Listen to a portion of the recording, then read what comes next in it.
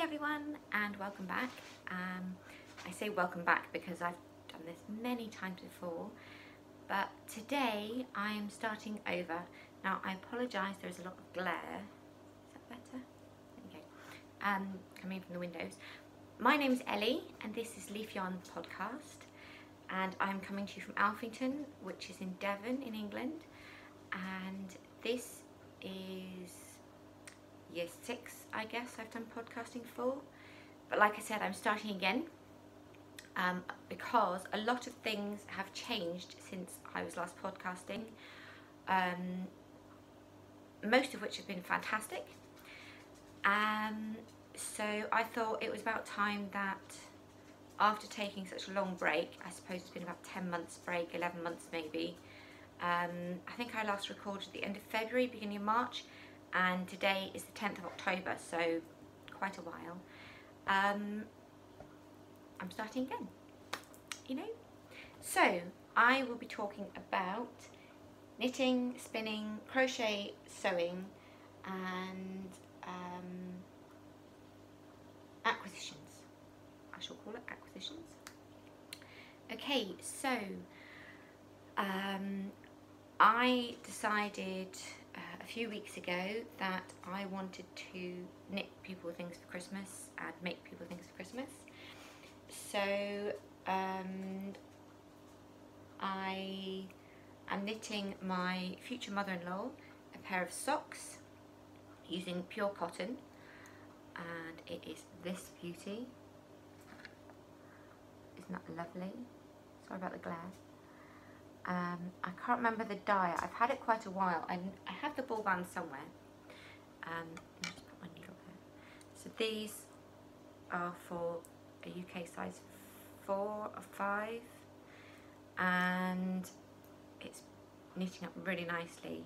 Now I'm using Carbon's 2.5mm, which I always use for all my socks. It's what I get gauge on. To make a nice fabric. So I cast these on 3 days ago, and I sit and knit on these for about 20 minutes after lunch, and while Abby and Neve, Abby's my partner and Neve's my youngest daughter, have their dinner in the evenings, and I sit and knit.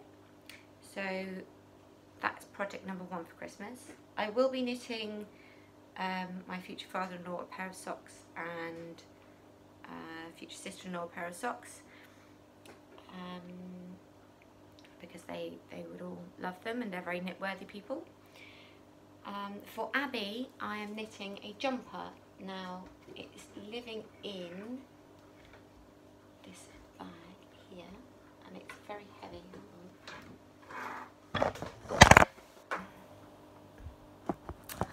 Sorry about that. Let's pop you back up. I thought I was better at pegging this, but it's stuck on the wrong side of the chair. Hold on a minute. There we go. Right. It's living in this bag, which is my Nightmare Before Christmas bag, which I got a long time ago. It's a club bag from Slip Stitch Studios. But for Abby, I'm knitting the sweatshirt pullover, or sweatshirt sweater. I will link it in the description box down below. And I'm using Manos del Uruguay, Rio, and I am this far. So I've done the body and the sleeves, and I attached the sleeves to the yoke, and I think I've probably got about 30 more rounds to go before the neck.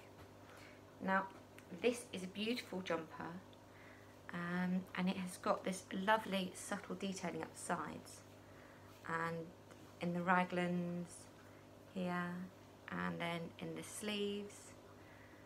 It's very simple, but it's very effective. Okay. And this I'm knitting on size 4 and 4.5mm Carbons.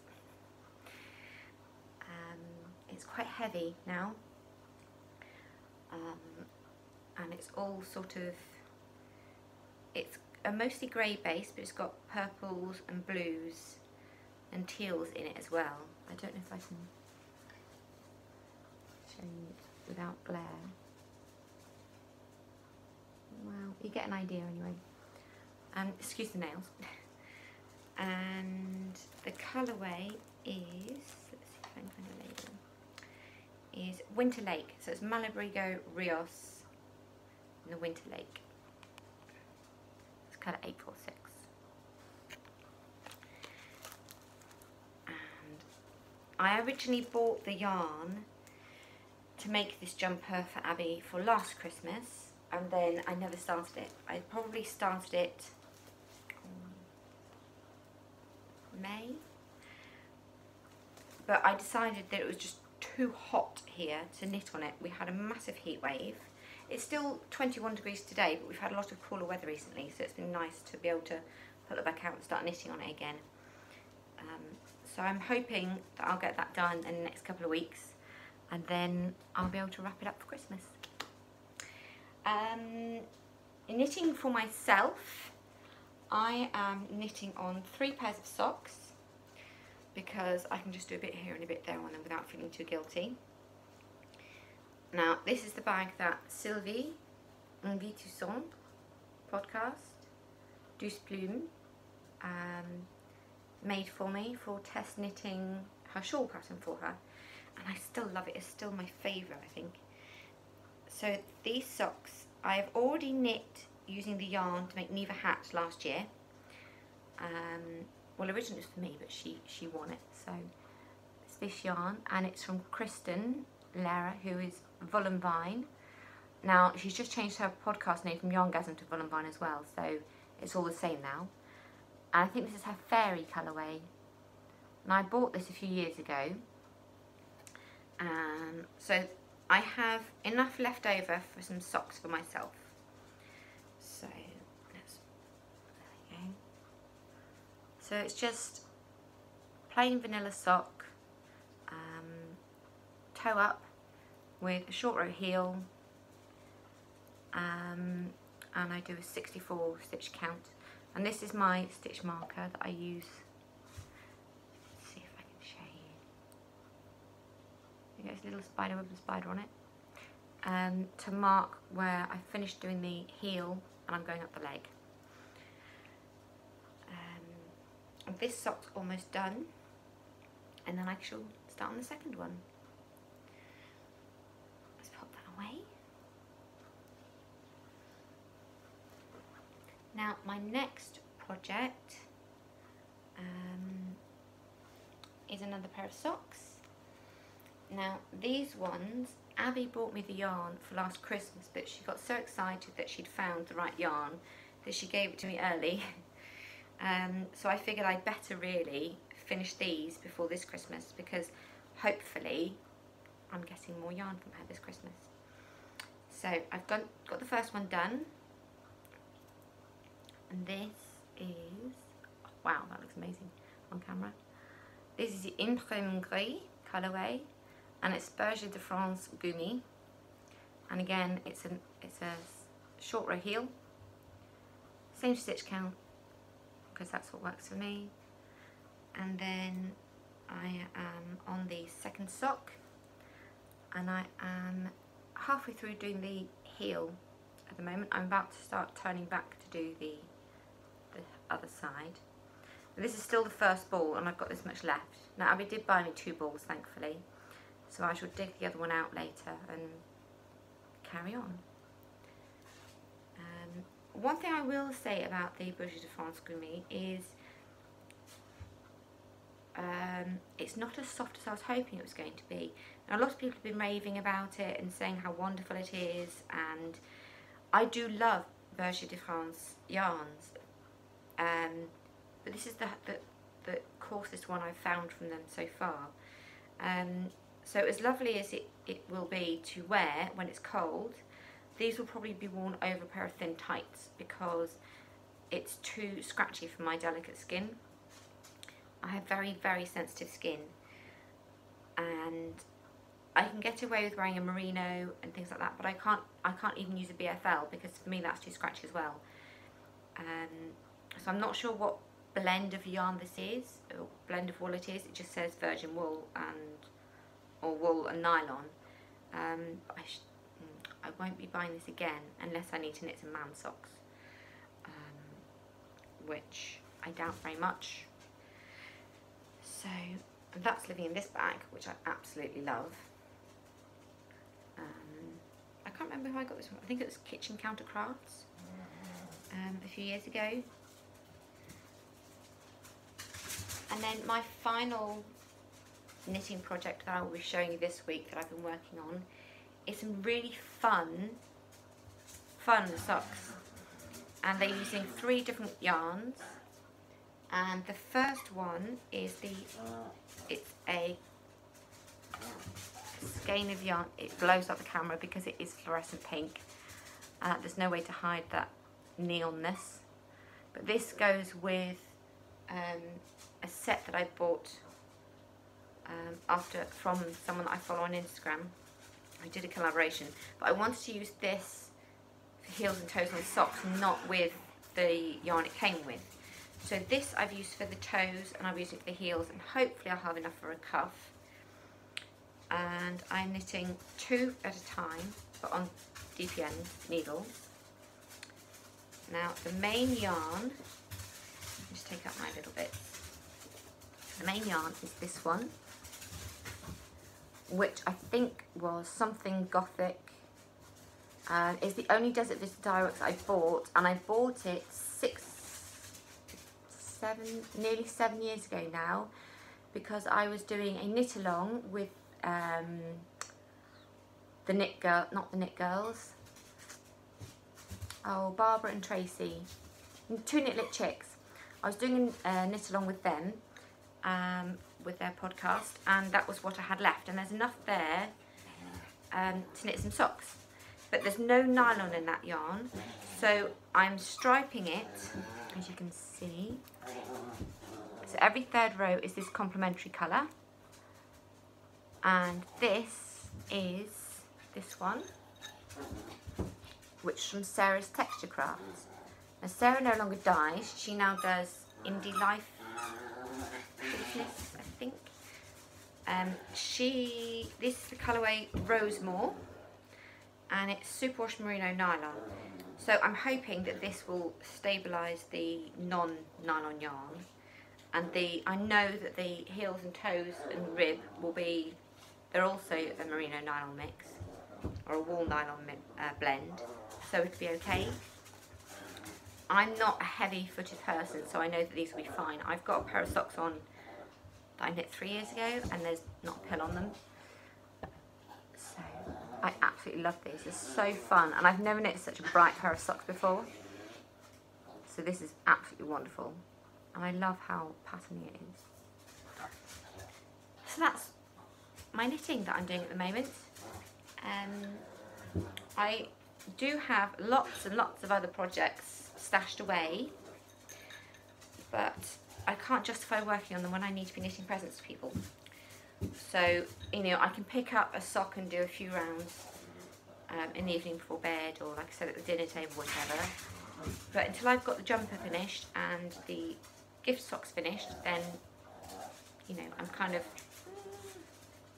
But I do have lots I want to cast on as well. So I've been buying yarn, but I'll show you that later. Now, crochet, I am still working on my granny square blanket that I started 4 years ago, but I've really picked up pace recently. Now I'm using this beautiful hook that I bought on Etsy. It is pink flowers, and you see there's a butterfly here. So I'm using a 3mm hook and a fingering weight yarn. These are little eggs that I call tiny bits of wool like these yarn eggs.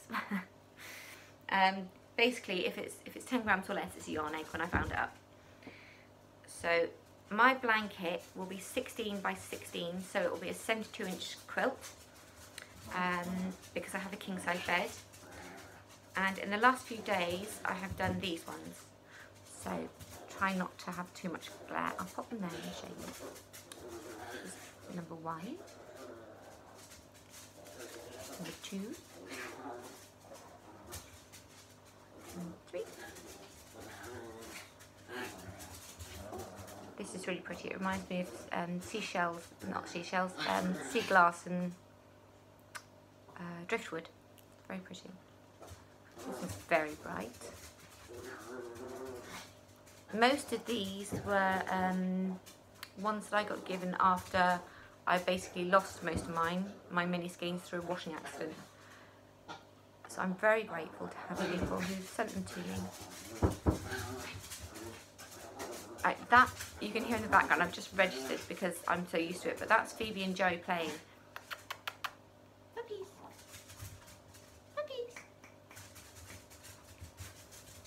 There, good boy. And they've got a toy. There's this one, which is a beautiful, that's not really showing up, it's beautiful sort of turquoisey teal. And this one. This I love, absolutely beautiful. And this one was the perfect amount going round. This was the beginning of the next repeat, so I just snipped it off. This is Jinx Yarn's Gingerbread House self-striping, which I made myself a pair of socks out of. I was one of the lucky few that managed to get a skein in one of her updates a few years ago. Now this one reminds me of Tropical Birds. Beautiful. I love this one. I'd love to wear a jumper in these colours. It's so pretty. It's sort of a mauvey colour base, but then it's almost like it's got every other colour in the rainbow in it, but it works so beautifully. I love it. Blue one. Purple. Dark purple. And light purple with some other colour speckles in it. And glittery. I love Selena Yarns, my favourite. And this one, there you go. It's browns and greens and blues with bits of red in it. And then a very zesty mustard pistachio type green colour. Beautiful. So those will all be added this week to my blanket.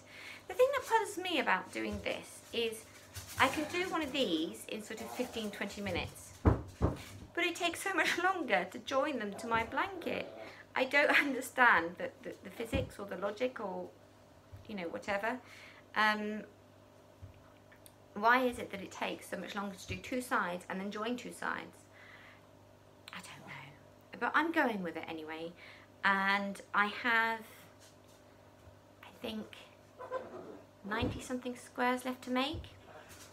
So I'm nearly done. I mean, I've done this amount in a week. So I reckon by Christmas I'll have finished all the squares I need to crochet for it. And then, you know, just keep joining them. I did try to tell myself that I had to join because I've got so many done already. I've got over 100 on, I've got a large stitch holder like these, massive safety pin ones. I've got so many on there because I was just, oh, do them, and then join them all together at the end. And I was like, I'll never join them if I wait. So I told myself that I can only make one of these if I join 2 or 3 onto the blanket. Yeah, that didn't last too long. So I'm allowed to knit one, crochet one, and join one, crochet one, and join one. And that's working. And I'm hoping that some days, like it's happened this week, I'll join 6 and go, oh, I'm allowed to do a square, and I shall cast on a square. But it's going to get done, so, you know, it makes me very happy. It's something that I do in the mornings when I sit and have my, you know, my first or second cup of tea. So, there we go. Now the rest of the remnants are sort of this big. That's probably about, I don't know, 3 or 4 grams. But what I'm also doing is I'm doing some knitted squares from the middle out, and I'm also doing the hex puff blanket. So if I've got enough to do the square, I do a square, and if I've only got enough to do a hexapuff, I will do the hexapuff and then use whatever else I have as the middle of the square and then the outward. So I use every single scrap of yarn. So I'm going to have 3 amazingly patchwork, multicolour blankets, but I love that because it means I'll never get bored of looking at them. There'll always be something or some colour or, you know, look different in different lights sort of thing. And I'm absolutely in love with doing it. So it's all good fun. I do have other crochet projects on the go. I have my granny striped blanket by Attic 24 that I started along with everyone else last year. It's probably the beginning of last year now. But recently, I mean, on my last podcast, proper podcast episode, I showed you it and it was rolled up. Now, I finished that grey section on the end and it was about this wide. And if you can imagine, it was 72 inches wide because I'm making it for my bed. And I decided that it wasn't right because it wasn't a wool-based yarn, so it was a cotton-based yarn, so it just splayed out too much. And so when I joined on the next wool yarn, it was using too much yarn because it was going over a greater distance. So I've ripped all that back off, back to the black, and I'm just going to use the grey to do a small edging, I think, around the edge. But we'll see, and I'll let you know. That's why I haven't shown it to you, because I'm not quite sure what I'm doing with it yet, but I do plan to finish it. So, on to spinning. Now, oh, my glasses are working quite well to get my hair tied back, actually.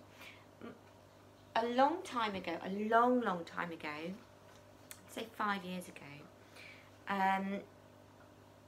Kate, who was Gourmet Stash, I managed to catch one of her shop updates, and I got some fibre tribbles, and they were the chocolate box colourway. Now these are merino, silk, bamboo, yak, Angelina, and superfine merino. So that is the list of what she used to use. She calls it her recipe. I no longer have the chocolate box it came in, or they came in, purely because I moved house and it got wet, and I was like, no, fibre, you know, get rid of the box, it doesn't matter, sort of thing. So 2 of the colours I haven't spun the second one on yet.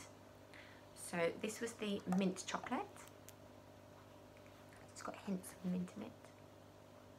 And then this one is the raspberry chocolate. And absolutely beautiful. Very, very nice to spin. And the one I'm currently spinning is, I think it's the caramel, but I've pre-drafted this, so it's sort of thinner. But you'll still be able to see the colour. This is the caramel one. And this is on my beautiful spindle by JLP. And this is an antique brooch. Now this one I had custom made for me, so it's Coke Bolo and oak, I think. And I'm spinning this so that I will be able to do the 2-ply. Put it back on its notch. So this is the first of the 3 on the second one, the second ply. And the first one I wound off and put on this cardboard tube. Now, I know it doesn't look like the tube's actually been crushed. So there is actually a lot on there. So because the first colour I spun was the last colour on here, I know what order I need to spin them in again. So the caramel one was first, then it was the raspberry, then it was the mint. So that's how I'm doing it. So that I get to spin them opposite ways, because I wanted to have a good structure to it. And it's so soft and lovely. And with my spinning, and call me crazy, but I spin if I put the kettle on, or if I've reached the end of a round on my knitting at the table, you know, or listening to a bit of music while, you know, I'm just sitting in the kitchen daydreaming. I'll spin for a few minutes here and there, and it does gradually build up. I wouldn't say that I do 15 minutes a day, but over the week it probably builds up to that. I do have a lot of spindles. Another one is here. This one's beautiful. This one's by Aaron Makes Stuff. And that's actually made with fabric layers, resined together and then done. And then that's holly shaft. So this one I'm using to spin another project for a very special friend of mine. And so I do spin every day, nearly. And I do spin on my wheels. I've got 3 wheels, one of which I don't use anymore, my Ashford Traditional, because although I can spin the singles on it, I can't ply on it. It doesn't like going in reverse. It's slightly warped. Now it's probably 3rd or 4th hand for me. I mean, when I had it, it'd been living in a barn for 2 years and it was very dirty and everything else, and I fixed it up and everything else, but I can spin very fine on it, but I can't ply, and I like to be able to ply on the same machine that I spun. So by doing a 2-ply, I can spindle ply it, but when I do a 3-ply, I need to be able to ply it on a wheel because it's just too much management going on, I suppose. But anyway, each to their own. So, ironically, onto sewing. I have made the dress I'm wearing. Now, before I stand up and show you, I will show you the pattern. It is a Vogue pattern. This is part of their new range, and I was so excited when these came out because they're custom fit for different cup sizes. Yes! That has made me so excited because normally in the sewing industry, a dress pattern is designed for a B or a C cup. I'm nowhere near that, and I never have been, other than when I was breastfeeding. So for me, I felt very unfeminine, and I will admit that over the years I've thought about taking steps to make myself more womanly shaped, but I realised that actually I just need to embrace myself because I have a family, I have a woman that loves me as I am. I have never had anyone judge me on my size or my shape. I have in the past had people be jealous and think, oh, why are you so thin? And I'm like, I'm sorry, I can't help it. You know, it's not genetics, it's just I look after myself and I don't eat any junk food.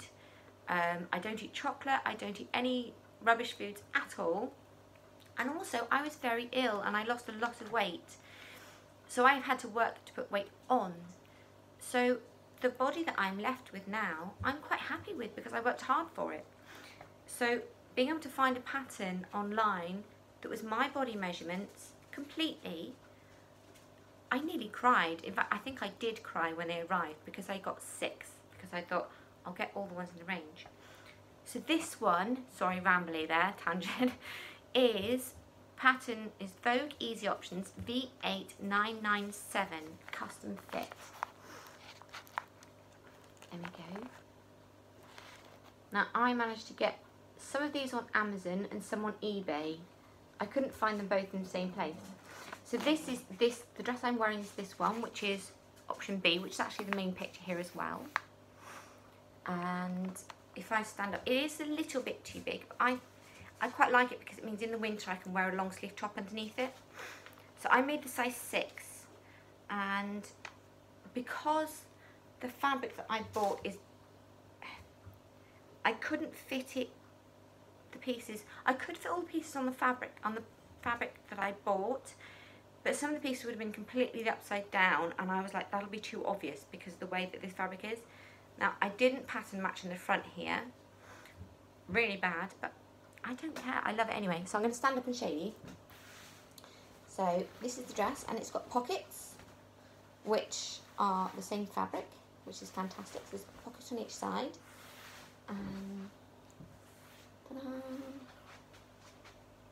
And the back is zipped. So I'm very pleased with this overall. It was a big learning curve for some of it because some of the things required to do on this pattern, like under stitching, the body piece goes up like this and it goes down at the back. You need to the construction of it was new to me, and I didn't quite get my head around understitching, and I had to Google it and watch a few videos, and then I got it, which was fine. But it meant that there was a few episodes of ripping out and frustration, but I got there in the end, and I'm really pleased with it. And it fits nicely, you know, it fits my form properly. It's a little bit loose around the sides, and I've got a little bit of a gape here, but I think that's just because it fits so well. It looks like I actually have cleavage. And I was like, ooh. So the fabric is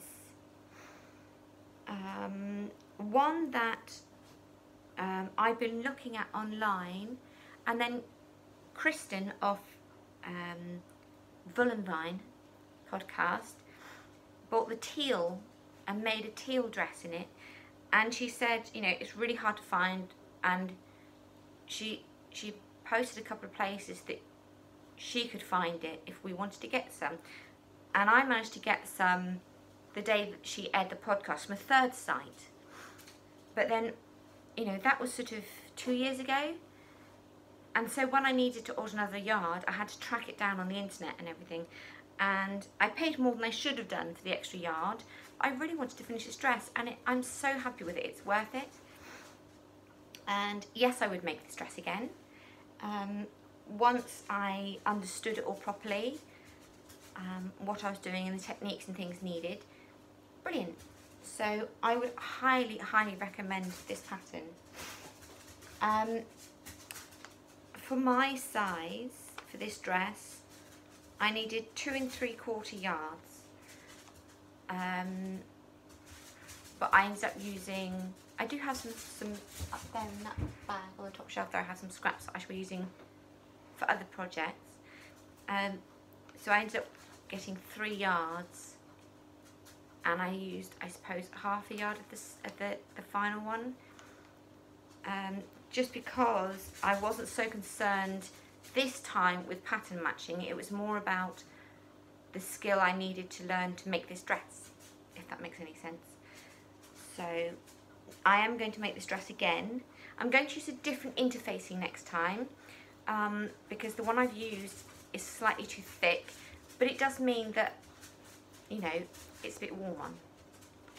But next time I shall give it a thinner interline interfacing, I think. Anything else I want to say about this dress? I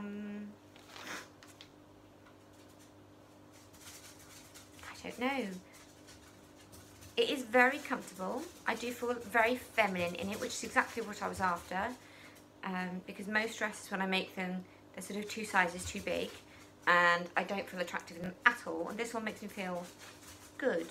So that's you know, all it should be about, really. So because I bought all the ones in the range I could find, I have started making another one, which is V9267, which is this one. And on this one, I'm making option A, which is this one here. I know that's not very good because of the light, I do apologise. I'm hopeful that next week it'll be raining. Well, I'm not hoping it'll be raining, but I'm hoping the light will be better. And I'm using this fabric, which is from Cotton and Steel, and I absolutely love it. So this is a bit of the scrap that I've got left over, and it's got ghosts and dresses and bunnies and trees, and oh, it's sort of a mauvey pink colour, which I used to love and wear a lot of,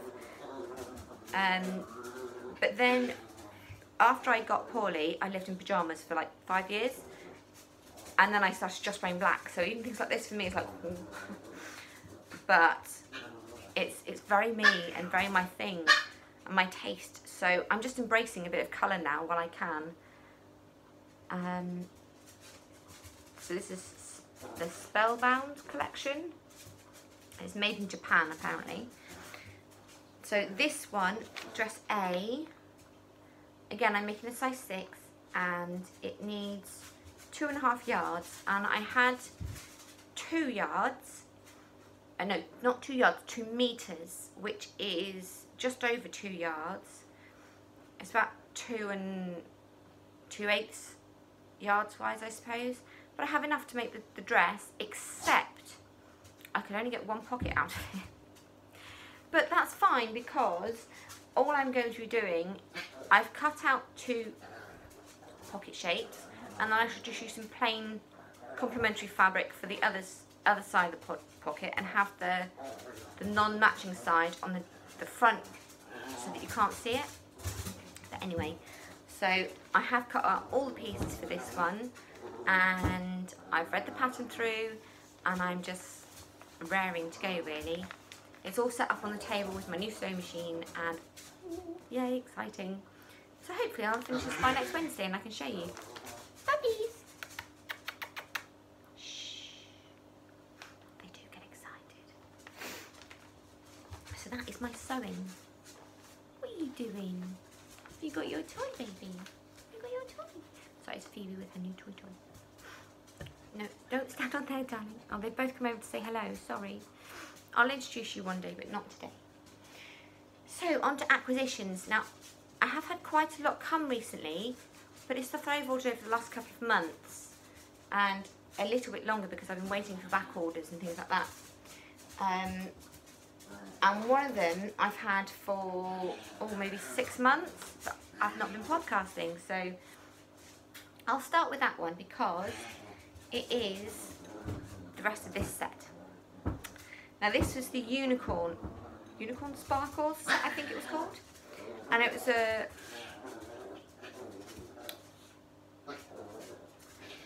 oh, I can't remember the word. Where various people joined together and create a set of products. Collaboration. So one of the pieces was this project bag, which I absolutely love. It's beautiful. It's got foxes and rabbits and unicorns and cats, and oh, it's lovely. And this is Stitch Life's bags, and she's in Colorado. It's got a nice handle on it and a beautiful coordinating zip. And then inside it's this shocking bright pink. Now that looks red, but it's not. It's pretty much the same colour as that yarn. And then it came with this really cute rainbow pencil with a rub on the end, which I'm not going to get to focus. And then a stitch marker, which I bought from this lady before, and it's her that I follow. I'll put who it is in the show notes because I haven't got her tag with me, which is why I found this collaboration. So it's a unicorn, and it's got unicorn colour filling in it. Isn't that so cute? And then the yarn that came with it was that pink and this one. Now, for some reason, I decided to wind my balls by hand for a while. So this is one of them, and I kind of wind them a bit like a UFO. Because then if I want to, I can still get to the middle and work from both sides. So this beautiful, beautiful yarn, being completely blown out by the sun, is by Macmullen Fibre Co. And it's a squishy set apparently. So it's 80% superwash merino, 20% nylon, and there's 420 yards of the main colour and 70 yards of the complementary colour. So I think this is unicorn and that's heart, because that's what the emojis are on it anyway, down there. So Macmullen Fibre Co. Well, Macmullen Fibre Co. I will try and link everything that I've talked about yarn-wise in the show notes. And if I don't manage to, then I will try and put it in the episode page on the group on Ravelry. Oh yes, it's Leaf Yarn podcast on Ravelry. So do come and find me and join the group. The next thing that I bought was, and I bought this on back order, and it finally came today. I found it on Isolde Teague's site. There's the Pom Pom Quarterly. Ever since I saw this jumper posted on Instagram, I need this jumper. But I want to make it in a darker shade of blue, so almost midnight blue, sort of blackish blue, and a tonal silvery grey colour. And oh, I saw a lady on Instagram post one that she was knitting in very similar colours to what I'd imagined, and I was like, yes, that cemented it in my head. I need to do that. So I'm going to dye the yarns myself, and I'm going to knit it in the same yarn basis that it's knitted in here. So it's an MCN, which I have plenty of to dye up, and then I can knit it for myself. But isn't that beautiful? And it's called the Isho. And oh, it's lovely. I can't wait to knit this, but it'll have to wait. But I might knit this myself for next winter, so that I've got a brand new jumper, because I am absolutely besotted with moon and space and stars, and I love it all. Ever since I was a little girl, I've always loved it. And for them to come out with a moon issue, I was just like, right, I have to get this. So this is Pom Pom Quarterly, and it's been so popular that this was a pre-order for a reprint. So, oh, I love it. And I'm so glad that it's sold. I had it in her shop as a pre-order. And I love the feel of it. I love this sort of, it's almost rubbery silk texture, which I know is weird, but you'll know what I mean if you touch it. A lot of books are having this cover at the moment. And then, if I pop that up there, another one that I managed to get through Isolde was my Lane issue 6. Yes, number 6. Now, I am a massive fan of this magazine. The only one I'm missing is the pilot issue, which was issue number 1. So if anyone out there's got one that they're not completely in love with or is prepared to part with, I will buy it from you, because I really want the whole collection, because there are at least 2 items in every magazine